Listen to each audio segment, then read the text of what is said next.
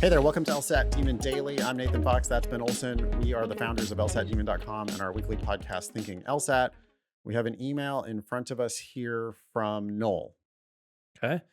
Hello, Demon Daily. I'm a brand new student with the Demon. I've been here for 18 days. I'm hard at work on getting the best LSAT score I can so I can make up for my lackluster LSAT GPA, which is a 3.6, but a 3.86 undergraduate GPA.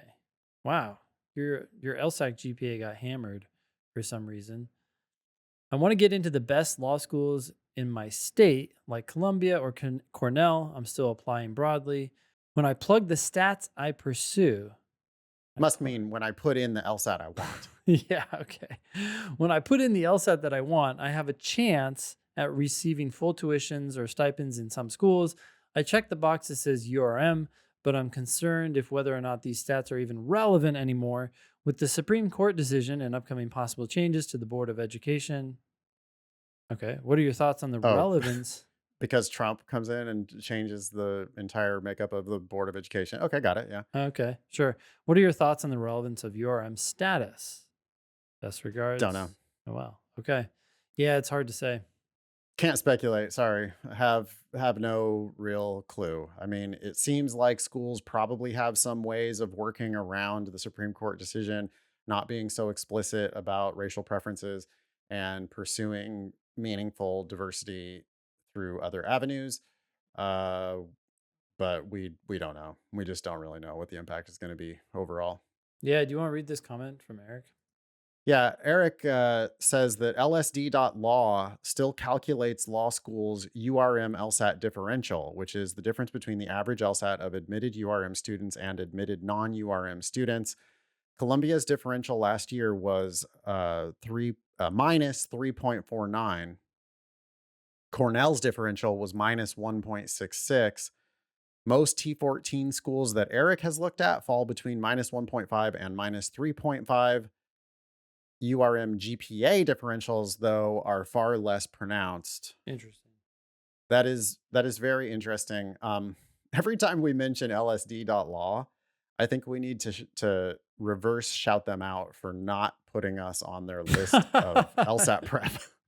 It's shocking to me that they have a big list of LSAT prep providers and LSAT Demon is not on it. We have reached out Mm. to them multiple times to try to get added to that list, and I don't get it. I don't understand Like, why we're are not they there. not managing the site? I don't really quite understand, but I mean, it is, the site depends on user submitted data. So it could be that the people who made the site are just like, yeah, we're off being lawyers now. We who don't do cares? anything with this Yeah. site anymore. But they must have some administrator doing something. And yeah, just be nice to be on that list. I They don't got to pay for hosting. But yeah, I guess what surprises me is if these numbers are still accurate, point minus 3.5. I mean, It's a that's a lot. huge differential. It's a big differential, yeah. Yeah, I mean, what Columbia's median GPA is going to be what 170 or sorry, median LSAT's going to be 171. Sure. You could get And in with a 168. yeah, I mean, URM students underperform on the LSAT. That's a fact. And so, to the extent that they want to have a racially diverse student body, they don't really have much choice but to lower their LSAT standards in pursuit of that goal. Yeah. Because there's just not enough high scorers to fill all those spots at the top schools. Just Yeah. it's just math. So, um, what do you want to talk about? What the button does in the estimator? Yeah. The button basically adds a little bit to your LSAT and a little bit to your GPA. It sounds like, and I actually don't remember exactly how much we add, but it sounds like we need to make sure that the GPA isn't adjusted much. We've also not touched it though, because we just kind of have to wait for the data to come in since the Right. Supreme Court decision. So it's kind of hard to Right. like, which way should we move it? I mean, probably down, but not how much, Yeah. We just got new 509 reports just a couple weeks ago. And so we're still like assessing the impact of that decision on law school admissions. And it's going to also change next cycle. I mean, it changes Yeah. every cycle. So it's just I think what Noel really needs to do is to just get the best LSAT you can, apply broadly, cross those bridges when you come to them. Like you're not Yeah. going to know until you get the offers.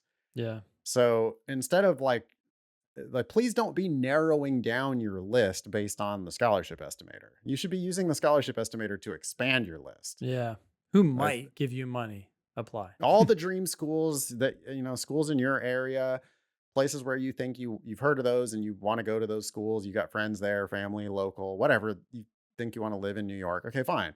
So apply to all those schools. Use the estimator though to broaden your horizons a little bit and go like, "Oh, huh, I didn't think about applying to BU, BC, whatever other schools um that might look like they could give you generous offers." Expand your list a little bit and then yeah, you just got to wait. It sucks, but you just got to wait and Mhm. see what kinds of offers you actually get. Email daily at lsatdemon.com if you would like to ask us a question or share some LSAT or law school admissions news.